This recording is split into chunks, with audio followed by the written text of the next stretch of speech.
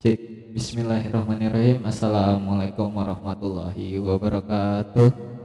Selamat siang, salam sejahtera untuk kita semua. Nah, di pertemuan sebelumnya kita udah ngebahas masalah apa itu freelance, ya kan?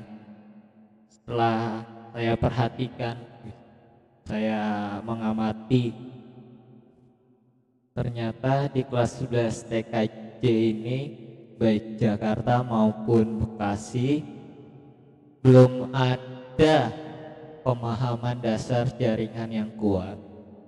Jadi ketika pembahasan dan penugasan kemarin, ketika virtualen, materi virtualen nih. Jadi yang saya lihat kalian baik yang ngaco misinya. Walaupun sebenarnya disuruhnya bikin topologi. Nah, topologi gitu aja kalian belum mengerti apa itu topologi. Nah, sekarang saya mundurkan dulu deh materinya. Jadi saya mundur materinya, harusnya kita sudah proses routing. Jadi saya mundurkan ke dasar-dasar jaringan lagi atau network fundamentalsnya. Jadi harapan saya di mulai pertemuan kali ini saya akan memberikan beberapa penjelasan tentang masalah dasar-dasar jaringan untuk fondasi kaliannya nanti ketika sudah di mata pelajaran lain sudah membuat sebuah jaringan lokal ataupun WAN. Nah, dasar-dasar jaringan ini sangat diperlukan. Nah, kita lanjut aja. Nah, kenapa sih harus belajar materi ini? Balik lagi, kita harus mengenal tujuan dari pembelajaran materinya. Nah, di sini tujuannya siswa diharapkan mampu menjelaskan dasar dari jaringan komputer. Jadi kalian harus mampu setelah belajar materi ini beberapa pertemuan, kalian harus mampu menjelaskan dasar jaringan komputer. Nah, selanjutnya tujuan pembelajarannya dapat memahami sistem kerja dari jaringan komputer. Jadi kalian selain bisa menjelaskan, kalian bisa memahami sebuah sistem dari jaringan komputer tersebut. Nah, selanjutnya ini yang sangat penting, tujuannya bisa melakukan perancangan jaringan komputer. Nah, tujuan terakhir ini yang sangat diharapkan. Jadi setelah belajar materi ini, nanti kita evaluasi lagi pembelajaran ini. Nah, kalian bisa merancang sebuah jaringan komputer dasar. Nah, cakupan materi yang bakal kita pelajari dari mulai kita harus mengenal dulu nanti media perangkat jaringannya apa aja yang kita butuhkan. Nah, nanti kita pelajari apa aja sih perangkat-perangkat di dalam jaringan. Nah, yang nantinya digunakan ketika kita merancang sebuah jaringan komputer. Nah, selanjutnya topologi. Jadi nanti kita membahas juga sedikit tentang topologi jaringan. Nah, kita merancang juga topologi jaringannya seperti apa bagusnya, desainnya seperti apa, nanti kita akan pelajari. Yang ketiga materinya tentang pengalamatan jaringan atau pengalamatan IP address. Nanti kita hitung-hitungan masalah alamat dari IP address tersebut. Nah, langsung kita masuk ke materi pertama dulu. Nah, kita harus tahu dulu sih apa sih jaringan komputer itu. Nah, jaringan komputer, sebuah jaringan komputer apa? Tahu nggak? Nggak tahu ya? Oh ya udah. Nah, jaringan komputer itu sebuah sistem jaringan yang berfungsi untuk menghubungkan klien satu dengan klien yang lainnya, atau komputer satu dengan komputer lainnya, ataupun perangkat satu dengan perangkat lainnya. Yang di dalamnya terjadi yang namanya komunikasi. Nah, komunikasi ini berupa komunikasi data, bukan komunikasi kayak kalian pacaran, bukan. Jadi ini tentang komunikasi data atau interaksi data informasi yang terjadi antara komputer satu dengan komputer lainnya. Nah, itu pengertian jaringan komputer. Nah, kalian juga harus tahu internet itu apa sih? Nah, internet adalah jaringan komputer yang terhubung di seluruh dunia. Jadi semua jaringan komputer dihubungkan menjadi satu, itu internet. Jadi internet itu isinya sebenarnya kalau kalian lihat isinya web semua. Tapi ternyata internet itu isinya semua jaringan komputer yang dihubungkan, mulai dari Amerika, Eropa, ataupun Asia. Semuanya dihubungkan menjadi satu. Nah, itu dinamakan internet. Nah, kita masuk ke materi pertama, masalah perangkat jaringan. Nah, di perangkat yang pertama ada yang namanya Network Interface Card atau NIC card ataupun LAN card. Nah, perangkat ini bertugas mengubah aliran data berbentuk paralel menjadi serial sehingga dapat ditransmisikan melalui media jaringan seperti kabel UTP. Nah, LAN card ini berfungsi agar komputer kita bisa terhubung dengan internet atau kabel jaringan. Nah, yang biasa kalian lihat di lab itu yang sebelah yang kabelnya warna putih. Nah, itu ada portnya atau lubangnya. Nah, lubang itu dinamakan NIC atau Network Interface Card. Nah, di laptop kalian juga pasti ada. Biasanya sudah include, sudah ada di laptop. Kalau yang merek terbaru biasanya langsung wireless, tidak ada NIC cardnya. Nah, itu perangkat yang pertama. Nah, perangkat yang kedua, router. Nah, ini perangkat yang nantinya di mata pelajaran ini kita akan ngebahas secara konfigurasi secara detailnya. Nah, router merupakan perangkat jaringan yang berfungsi menghubungkan dua atau lebih jaringan sehingga data dapat dikirimkan dari satu jaringan ke jaringan lainnya. Jadi router ini sebagai penghubung. Misalnya di satu lab, kita ambil satu contoh di analogian di sekolah. Kita mempunyai misalnya dua lab. Nah, di dalam dua lab itu satu lab menggunakan satu jaringan. Nah, satu lab lagi menggunakan satu jaringan. Nah, gimana caranya kita menghubungkan agar terjadinya komunikasi data? Nah, itu kita memerlukan perangkat yang namanya router. Nah, router ini yang nantinya menghubungkan antara dua ruangan tersebut ataupun dua jaringan tersebut. Nah, router juga bisa digunakan untuk membuat koneksi dari jaringan LAN dengan sebuah layanan telekomunikasi atau DSL, Digital Subscriber Line. Nah, ini router juga ada router yang sudah include sama modem. Itu biasanya kalau kalian yang di rumahnya menggunakan IndiHome atau dulu JazzPD, routernya sudah include dengan home atau dengan modemnya. Nah, nanti dari DSL atau kabel telepon dari si SPD-nya bisa dimasukkan langsung ke dalam yang namanya routernya atau router modem. Nah, itu salah satu contoh dari router. Nah, di gambar tersebut ada beberapa router nih yang saya kasih. Pertama, yang paling atas ini namanya router merek Juniper. Nah, ini salah satu router yang mereknya sudah terkenal tapi jarang digunakan. Terlebih di Indonesia sangat jarang digunakan untuk router merek Juniper. Kenapa jarang digunakan? Karena satu, cara konfigurasinya susah, dan yang kedua, harganya sangat mahal. Nah, makanya Juniper router sangat tidak digunakan di Indonesia. Selanjutnya ada router mereknya Mikrotik. Nah, Mikrotik ini yang sangat sering digunakan di Indonesia karena harganya terjangkau dan secara konfigurasinya dia bisa menggunakan grafis yang nantinya dibantu oleh aplikasi yang bernama Winbox. Nah, yang selanjutnya sebelah mikrotik ada router yang bermerek Cisco. Nah, ini juga sangat banyak digunakan tapi tidak sebanyak mikrotik karena harganya cukup mahal, 2 kali lipat dari mikrotik. Dan untuk konfigurasinya untuk Cisco ini lebih susah dibanding mikrotik. Jadi kalau di pelajaran kita administrasi infrastruktur jaringan, kita akan menggunakan yang namanya router bermerek mikrotik.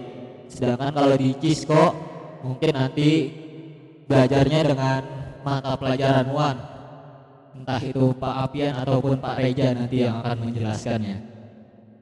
Nah, yang selanjutnya ada yang namanya hub. Nah, perangkat ini bertugas mengubah sinyal transmisi jaringan. Nah, ini juga hampir sama dengan router. Kalau ini tidak ada konfigurasi, jadi menghubungkan antara komputernya secara otomatis. Jadi tinggal dicolok aja kabel jaringannya sudah terhubung. Nah, ini salah satu kegunaan dari hub. Nah, hub ini sudah tidak digunakan karena tidak smart atau tidak ada konfigurasinya. Jadi ini hanya untuk menghubungkan. Nah, karena hanya untuk menghubungkan, jadi ada yang namanya masalah collision atau tabrakan data di dalam jaringan komputer. Nah, biasanya kalau kita menggunakan hanya hub, itu sering terjadi yang namanya collision atau tabrakan data. Karena semua paket data yang dikirimkan akan terbroadcast atau secara otomatis masuk ke semua tujuan atau semua perangkat yang ada di dalam sambungan jaringan hub tersebut. Nah, selanjutnya switch. Nah, switch ini upgrade-nya atau updatean terbaru. Kalau namanya game, ini udah versi terbarunya dari si hub ini. Nah, kalau switch ini lebih pintar dibanding hub karena dapat mengatasi masalah collision data atau tabrakan data.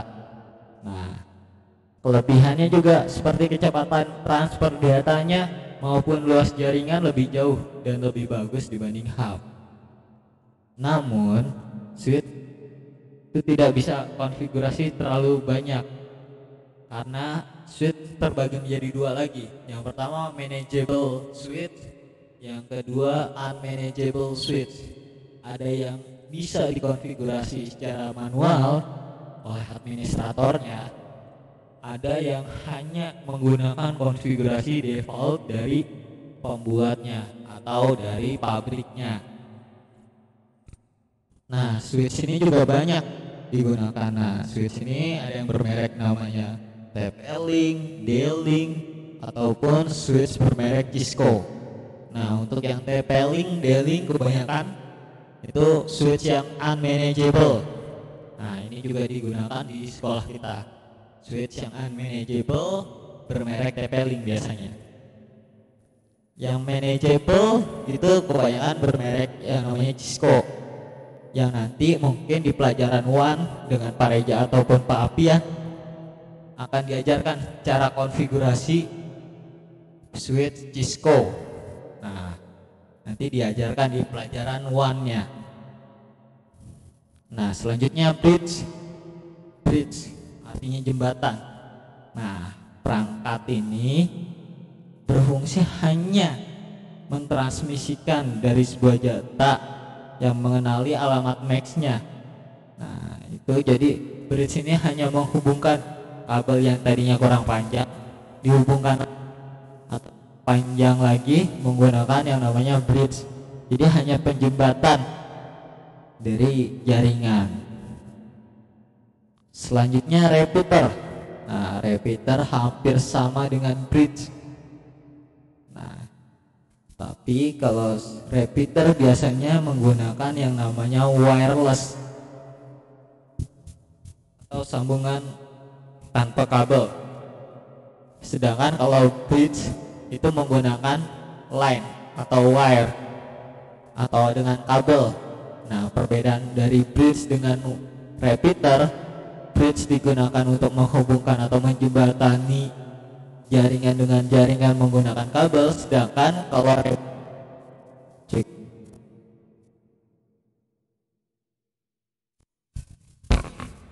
cek cek nah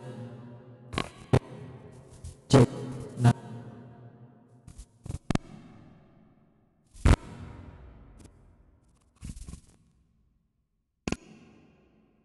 cek cek nah kalau repeater ini menghubungkan jaringan ke jaringan lain menggunakan sambungan wireless atau tanpa kabel. Nah, itu perbedaannya.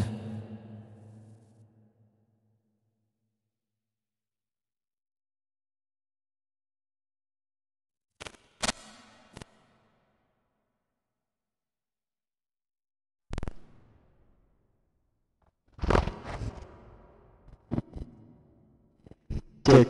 Nah, ya kita lanjut. Mic-nya kurang ajar ini.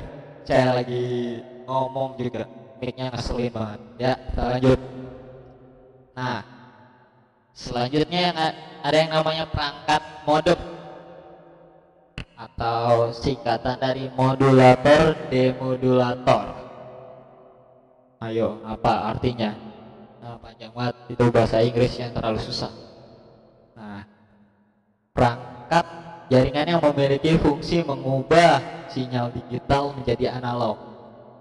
Demodulator, jadi memodifikasi dari sinyal digital menjadi sinyal analog ataupun sebaliknya.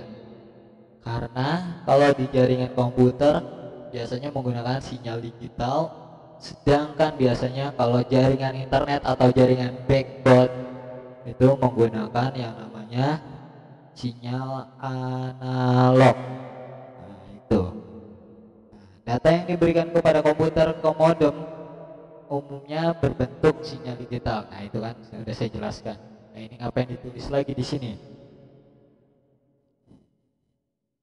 Nah, selanjutnya ada yang namanya perangkat wireless card atau kartu tanpa kabel. Salah satu perangkat jaringan yang dapat menghubungkan dua device secara nirkabel. Nah, ini jadi kalau laptop kalian atau komputer kalian tidak ada wifi-nya, biasanya menggunakan ini agar jaring atau komputer ini bisa menggunakan yang namanya jaringan wireless atau tanpa kabel.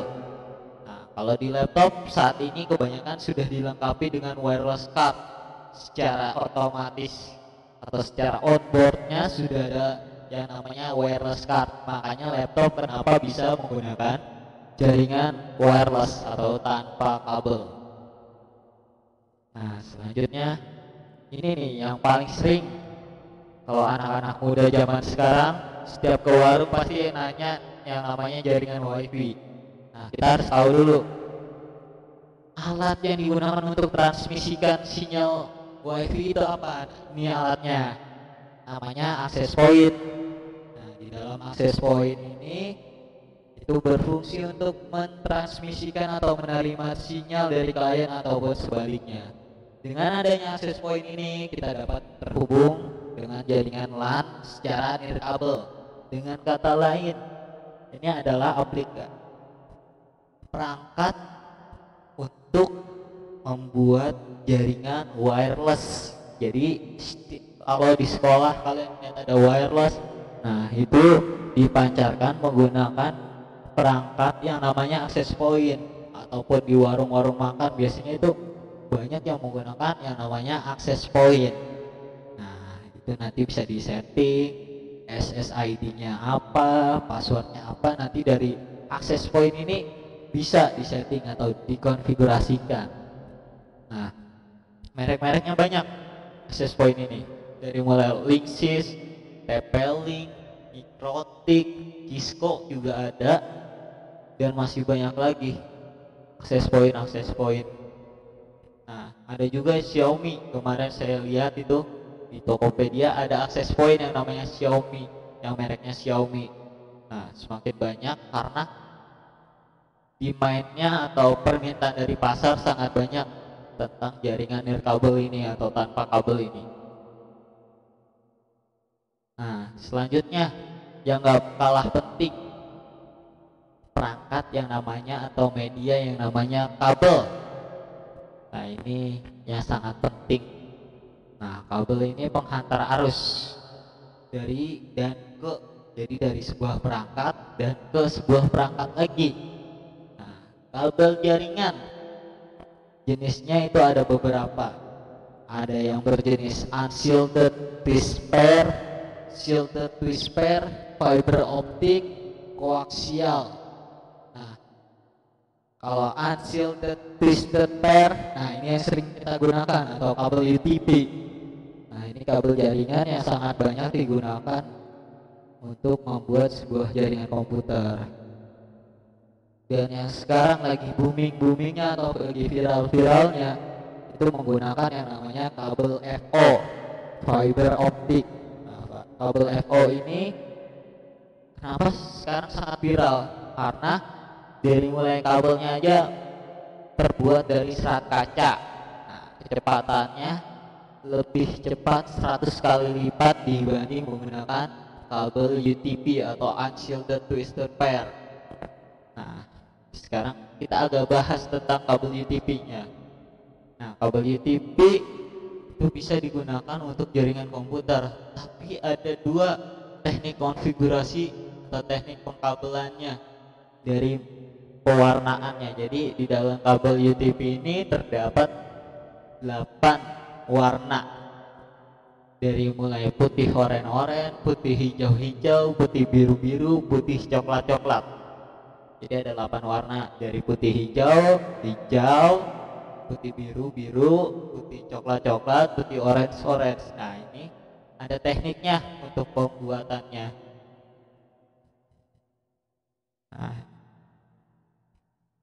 Nah, udah habis berarti materinya.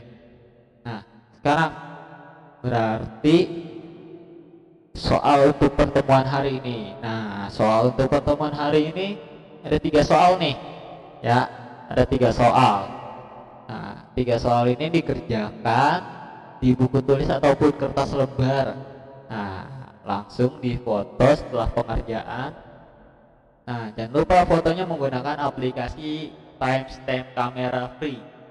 Nah, kalau kalian tidak menggunakan timestamp kamera free ini, kalian akan dikurangi nilainya, karena kita tidak tahu kalian itu foto hasil tugas teman kalian ataupun hasil tugas sendiri, dan waktunya pun kita tidak tahu. Kali aja itu tulisan dijelek-jelekin padahal tulisannya tulisan olahraga.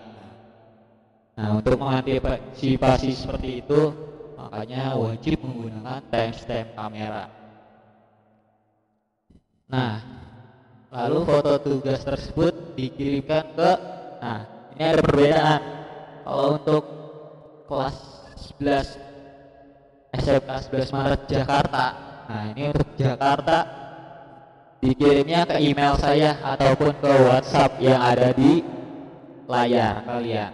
Nah, ini dikirimnya ke WhatsApp khusus tugas yang ada di layar kalian untuk yang anak siswa SMK 11 Maret Jakarta.